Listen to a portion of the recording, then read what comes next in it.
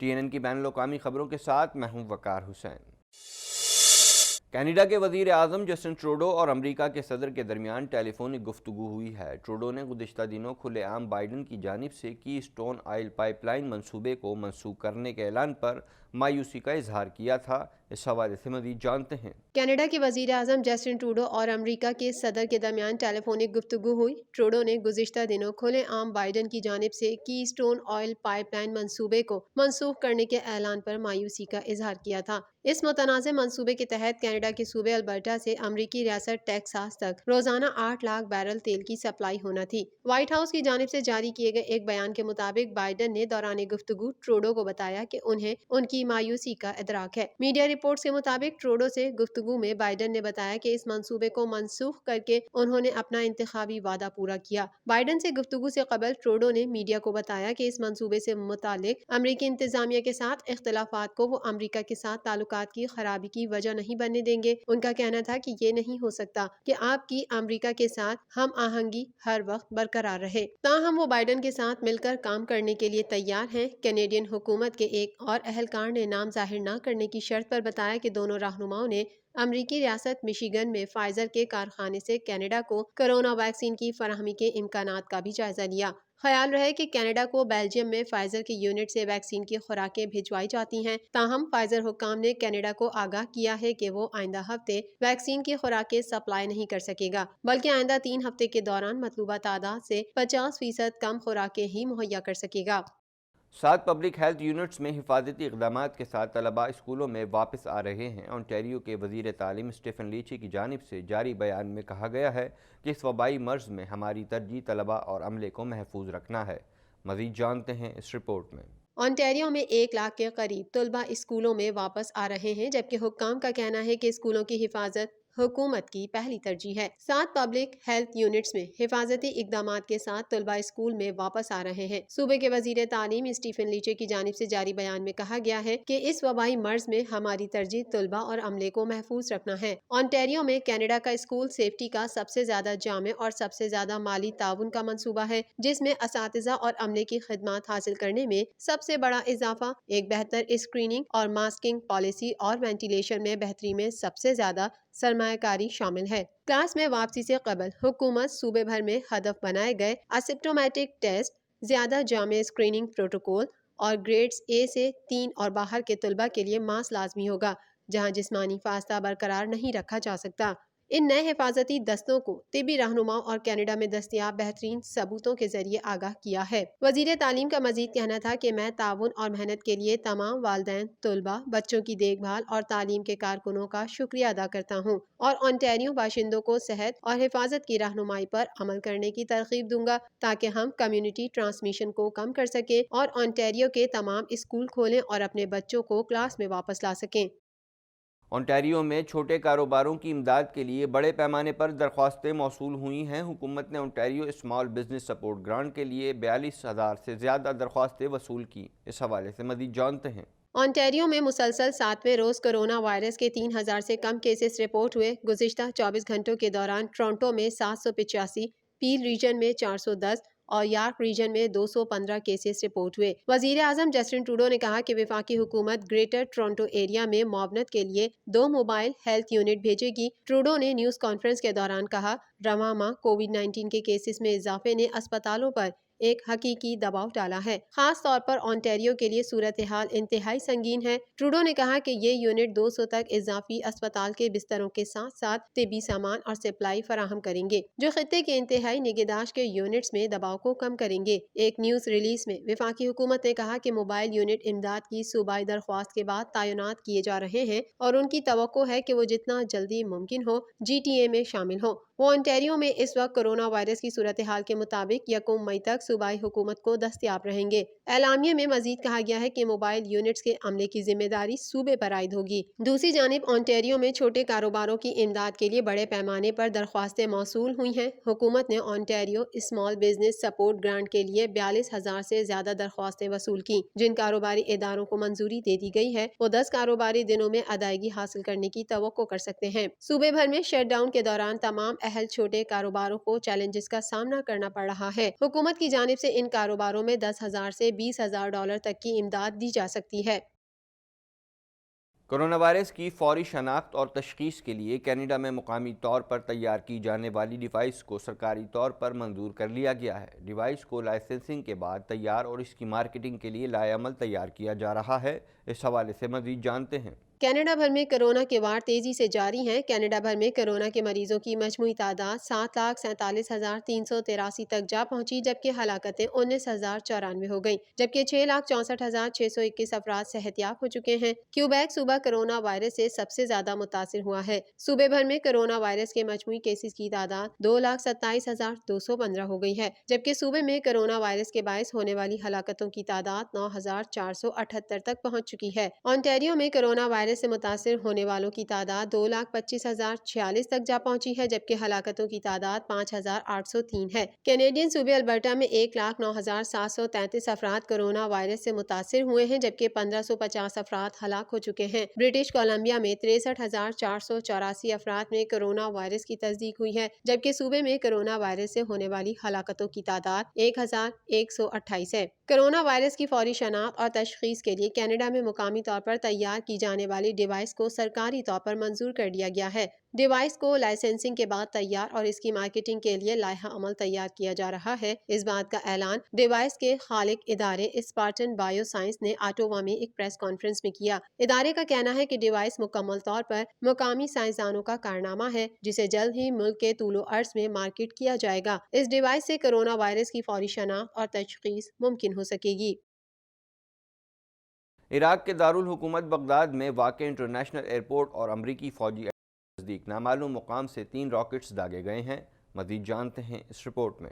عراق کے دارالحکومت میں قائم امریکی فوجی اڈے اور ایئرپورٹ پر نامعلوم افراد نے راکٹوں سے حملہ کیا۔ بین الاقوامی میڈیا رپورٹ کے مطابق عراق کے دارالحکومت بغداد میں واقع انٹرنیشنل ایئرپورٹ اور امریکی فوجی اڈے کے نزدیک نامعلوم مقام سے 3 راکٹس داغے گئے۔ عراقی وزارت دفاع کی جانب سے جاری بیان میں راکٹ حملوں کی تصدیق کی گئی اور بتایا گیا کہ رات گئے یہ راکٹ داغے گئے، جن میں سے 2 میزائل ایئرپورٹ پر قائم امریکی فوجی اڈے کے نزدیک گرے۔ وزارت دفاع کے مطابق تیسرا میزائل ایئرپورٹ کے قریب واقع مکان پر لگا، جس سے عمارت کو شدید نقصان پہنچا۔ البتہ ان تینوں حملوں میں کوئی جانی نقصان نہیں ہوا۔ رپورٹ کے مطابق میزائل حملوں کے بعد ایئرپورٹ اور ریڈ زون کے اطراف میں سیکیورٹی سخت کر دی گئی ہے، جبکہ فلائٹ آپریشن کو بھی معطل کر دیا گیا ہے۔ ابھی تک کسی بھی گروپ نے حملوں کی ذمہ داری قبول نہیں کی۔ البتہ کچھ سیاسی مبصرین کا ماننا ہے کہ ان حملوں کے پیچھے شدت پسند تنظیمیں ملوث ہو سکتی ہیں۔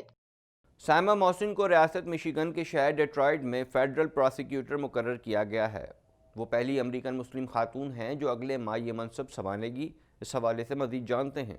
پاکستانی امریکن سائمہ محسن کو امریکہ میں پہلی مسلم فیڈرل پراسیکیوٹر مقرر کر دیا گیا۔ میڈیا کے مطابق سائمہ محسن کو ریاست مشیگن کے شہر ڈیٹرائٹ میں فیڈرل پراسیکیوٹر مقرر کیا گیا ہے اور وہ پہلی امریکن مسلم خاتون ہیں جو اگلے ماہ یہ منصب سنبھالیں گی۔ 52 سالہ سائمہ محسن قائم مقام امریکن اٹارنی برائے ایسٹرن ڈسٹرکٹ کا منصب موجودہ عہدیدار میتھیو شنائڈر کی مدت ختم ہونے پر 2 فروری کو سنبھالیں گی۔ میتھیو نے ڈونلڈ ٹرمپ کے عہدہ صدارت چھوڑتے ہی استعفیٰ دے دیا تھا اور وہ 1 فروری کو باضابطہ طور پر ریٹائر ہو جائیں گے، جس کے بعد اٹارنی کی نشست سائمہ محسن سنبھالیں گی۔ وہ 2002 سے اٹارنی آفس میں کام کر رہی ہیں۔ سائمہ محسن نے اپنی تقرری کو عزت افزائی قرار دیتے ہوئے کہا کہ وہ امریکہ میں قانون کی عملداری یقینی بنانے کے مشن کو ماضی کی طرح دیانتداری کے ساتھ جاری رکھیں گی۔ امریکی صدر جو بائیڈن نے اپنے میکسیکن ہم منصب کے ساتھ بات چیت کرتے ہوئے کہا ہے کہ امریکہ مائیگریشن کی وجوہات سے متعلق پالیسیز کو دیکھتے ہوئے ٹرمپ انتظامیہ کے امیگریشن کے حوالے سے ظالمانہ نقطہ نظر کو پلٹنے کا منصوبہ رکھتا ہے۔ مزید جانتے ہیں اس رپورٹ میں۔ امریکی صدر جو بائیڈن نے اپنے میکسیکن ہم منصب کے ساتھ بات چیت کرتے ہوئے کہا کہ امریکہ مائیگریشن کی وجوہات سے متعلق پالیسیز کو دیکھتے ہوئے ٹرمپ انتظامیہ کے امیگریشن کے حوالے سے ظالمانہ نقطہ نظر کو پلٹنے کا منصوبہ رکھتا ہے۔ غیر ملکی خبر رساں ادارے کی رپورٹ کے مطابق میکسیکن صدر کے ساتھ کال پر بات کرتے ہوئے جو بائیڈن نے امیگریشن کے لیے اپنے نئے قانونی راستے اور پناہ کے خواہش مندوں کی درخواست کا عمل بہتر بنانے کا خاکہ پیش کیا۔ وائٹ ہاؤس کی جانب سے کال سے متعلق جاری کردہ شدہ بیان میں کہا گیا کہ گزشتہ دور حکومت کی ظالمانہ امیگریشن پالیسیوں کو پلٹنا ترجیحات میں شامل ہے۔ بیان میں کہا گیا کہ دونوں رہنماؤں نے بے قاعدہ امیگریشن کو کم کرنے کے لیے مل کر کام کرنے پر اتفاق کیا ہے۔ جو بائیڈن کے امیگریشن سے متعلق اصلاحاتی منصوبے میں میکسیکو کا اہم کردار ہے۔ قبل ازیں رواں ماہ کے آغاز میں میکسیکو نے وسطی امریکہ میں شمالی امریکہ جانے والے پناہ گزینوں کے ایک بڑے قافلے کو روکنے کے لیے تعاون کیا تھا۔ امریکہ کی پولیس نے کیپٹل ہل پر دھاوا بولنے اور ڈیموکریٹک رکن کانگریس کو قتل کی دھمکی دینے والے دائیں بازو کے انتہا پسند کو گرفتار کر لیا ہے۔ اس حوالے سے مزید جانتے ہیں۔ امریکہ کی پولیس نے کیپٹل ہل پر دھاوا بولنے اور ڈیموکریٹک رکن کانگریس کو قتل کی دھمکی دینے والے دائیں بازو کے انتہا پسند کو گرفتار کر لیا۔ غیر ملکی خبر رساں ادارے اے پی کے مطابق 34 سالہ گیرٹ ملر کے خلاف 5 الزامات عائد کیے گئے۔ گیرٹ ملر نے ڈیموکریٹک رکن کانگریس الیگزینڈریا اوکاسیو کورٹس کو آن لائن دھمکی آمیز پوسٹنگ کی تھی۔ مقامی میڈیا کے مطابق گریٹ ملر کو جمعے کے روز گرفتار کیا گیا تھا۔ حکام نے الزام عائد کیا کہ گریٹ ملر نے فوٹو اور ویڈیو سوشل میڈیا پر پوسٹ کی جس میں ملزم کو کیپٹل ہل میں دیکھا جا سکتا ہے۔ حکام نے مزید بتایا کہ گریٹ ملر نے آن لائن تشدد پر مبنی پوسٹ شیئر کی اور ایک ٹویٹ میں ڈیموکریٹک کانگریس رکن الیگزینڈریا کو قتل کرنے کی دھمکی دی۔ ایف بی آئی نے حلف نامے میں لکھا کہ ایک اور ٹویٹ میں گریٹ ملر نے کہا کہ وہ اگلے ہدف ہیں اور ہم بندوق لے کر آئیں گے۔ حلف نامے میں کہا گیا ہے کہ گیرٹ ملر نے کیپٹل ہل کے پولیس افسر کو انسٹاگرام پر کہا کہ وہ ایک رسی سے اس کا گلا گھونٹنے کا منصوبہ بنا رہا ہے۔ چین میں سنکیانگ ویغور خود اختیار علاقے کے حکومتی ترجمان ایلیجان عنایتی نے 20 جنوری تاریخ کو سنکیانگ کے امور سے متعلق ایک پریس کانفرنس میں سنکیانگ کے بارے میں سابق امریکی وزیر خارجہ مائک پومپیو کے بیان کو شرمنگیز قرار دے دیا ہے۔ اس حوالے سے مزید جانتے ہیں۔ چین میں سنکیانگ ویغور خود اختیار علاقے کے حکومتی ترجمان ایلیجان عنایتی نے چند روز قبل سنکیانگ کے امور سے متعلق ایک پریس کانفرنس میں سنکیانگ کے بارے میں سابق امریکی وزیر خارجہ مائک پومپیو کے بیان کو شرمنگیز قرار دیا۔ ان کا کہنا تھا کہ پومپیو کا یہ بیان یکسر بے بنیاد ہے جس کا مقصد سنکیانگ میں مختلف قومیتوں کے عوام کے درمیان تعلقات کو بگاڑنا ہے۔ در حقیقت سنکیانگ میں تمام نسلی گروہوں کے لوگوں کے مذہبی عقیدے کی آزادی کا بھرپور احترام اور حفاظت کی جاتی ہے۔ ایلیجان عنایتی نے کہا کہ چینی آئین میں یہ دفعات درج ہیں کہ شہریوں کو مذہبی عقیدے کی آزادی حاصل ہے۔ کوئی بھی سرکاری ایجنسی، سماجی تنظیم یا فرد شہریوں کو مذہب اختیار کرنے یا نہ کرنے پر مجبور نہیں کر سکتا۔ مذہبی عقیدہ رکھنے والے یا نہ رکھنے والے شہریوں کے ساتھ امتیازی سلوک نہیں کیا جا سکتا۔ چینی حکومت عام مذہبی سرگرمیوں کی حفاظت کرتی ہے۔ ایلیجان عنایتی نے نشاندہی کی کہ سنکیانگ میں تمام نسلی گروہوں کے مسلمان معمول کی مذہبی سرگرمیاں کرتے ہیں، مساجد اور اپنے گھروں میں اپنی مرضی کے مطابق اسلامی تعطیلات مناتے ہیں۔ عبادت، نماز، تبلیغ، روزہ اور دوسری دینی سرگرمیوں کو مکمل قانونی تحفظ حاصل ہے اور کبھی کسی نے مداخلت نہیں کی۔ اس سلسلے میں مارچ 2019 میں اسلامی تعاون تنظیم کے وزرائے خارجہ کی کونسل نے بھی ایک قرارداد منظور کی تھی جس میں مسلمانوں کی دیکھ بھال کے لیے چین کی کوششوں کی تعریف کی گئی تھی۔ نیدرلینڈ میں کرونا کی وبا خطرناک صورتحال اختیار کر گئی ہے۔ لاک ڈاؤن اور کرفیو نامنظور کرتے ہوئے ہزاروں افراد دارالحکومت ایمسٹرڈیم میں سڑکوں پر نکل آئے ہیں۔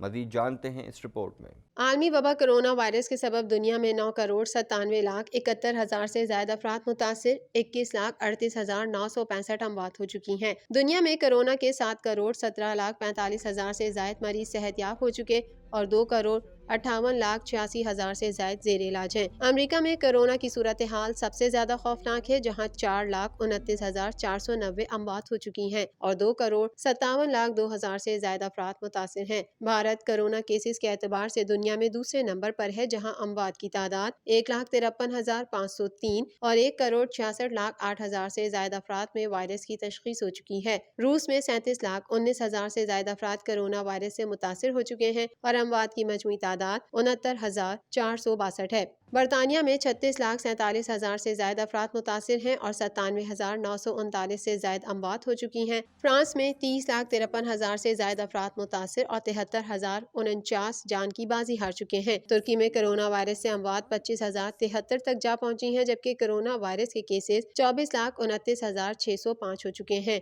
سعودی عرب اسی فہرست میں 37ویں نمبر پر ہے جہاں کرونا وائرس سے اب تک کل اموات 6,352 رپورٹ ہوئی ہیں جبکہ مملکت میں اس کے مریضوں کی تعداد 3,66,371 تک جا پہنچی ہے۔ نیدرلینڈ میں کورونا کی وبا خطرناک صورت اختیار کر گئی۔ لاک ڈاؤن اور کرفیو نامنظور کرتے ہوئے ہزاروں افراد دارالحکومت ایمسٹرڈیم میں سڑکوں پر نکل آئے اور زبردست احتجاج کیا۔ مظاہرین نے کئی گاڑیوں کو آگ لگا دی، دکانوں میں بھی توڑ پھوڑ کی۔ نیدرلینڈ میں کورونا سے 13,540 افراد ہلاک ہو چکے ہیں۔ بالی ووڈ اداکارہ سوناکشی سنہا نے اپنا خواب حقیقت بنا لیا۔ بھارتی میڈیا کے مطابق بالی ووڈ اداکارہ سوناکشی سنہا نے حال ہی میں ممبئی کے پوش علاقے باندرہ میں پرتعیش اپارٹمنٹ خرید لیا ہے۔ اس حوالے سے مزید جانتے ہیں۔ بالی ووڈ اداکارہ سوناکشی سنہا نے اپنا خواب حقیقت بنا لیا۔ انہوں نے بالآخر اپنی کمائی سے گھر خرید لیا ہے، جس پر وہ بے حد خوش ہیں۔ بھارتی میڈیا کے مطابق بالی ووڈ اداکارہ سوناکشی سنہا نے حال ہی میں ممبئی کے پوش علاقے باندرہ میں پرتعیش اپارٹمنٹ خریدا ہے۔ سوناکشی سنہا نے اس گھر کو خریدنے کے حوالے سے بتایا کہ جب سے میں نے کام کرنا شروع کیا تو میرا یہ خواب تھا کہ میں 30 سال کی عمر تک اپنی محنت سے کمائے گئے پیسوں سے اپنا گھر بناؤں۔ اب میں 30 سال سے زائد کی ہو چکی ہوں، لیکن بالآخر میں نے اپنی کمائی سے گھر خرید ہی لیا ہے۔ اداکارہ کا کہنا ہے کہ میں اپنے گھر والوں کے ساتھ رہنے میں زیادہ خوش رہتی ہوں، اس لیے میرا فی الحال اپنے ذاتی گھر میں منتقل ہونے کا کوئی ارادہ نہیں ہے۔ یہ گھر میرا خواب تھا اور یہ ایک اچھی سرمایہ کاری بھی ہے۔ سوناکشی سنہا فی الحال اپنے والد شتروگھن سنہا اور والدہ پونم سنہا کے ساتھ جوہو میں ایک پرتعیش بنگلے میں رہتی ہیں۔ واضح رہے کہ گزشتہ چند ماہ میں متعدد بالی ووڈ اداکاروں نے پراپرٹیز خریدی ہیں، جن میں رتک روشن، جھانوی کپور اور عالیہ بھٹ شامل ہیں۔ کولمبیا سے تعلق رکھنے والی گلوکارہ اور اداکارہ شکیرا کے گانے کی ویڈیو نے اب تک انٹرنیٹ پر دھوم مچا رکھی ہے، جس پر انہوں نے بہت خوشی کا اظہار کیا ہے۔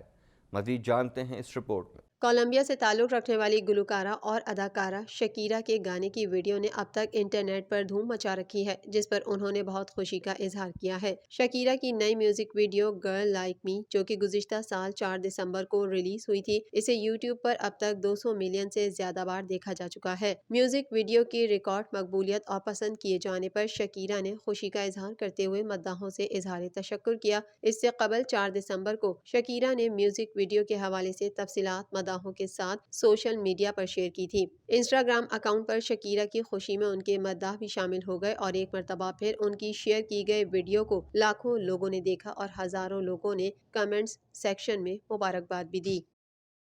اب تک کے لیے اتنا ہی۔ مزید خبروں اور اپڈیٹس کے لیے دیکھتے رہیے TNN TV۔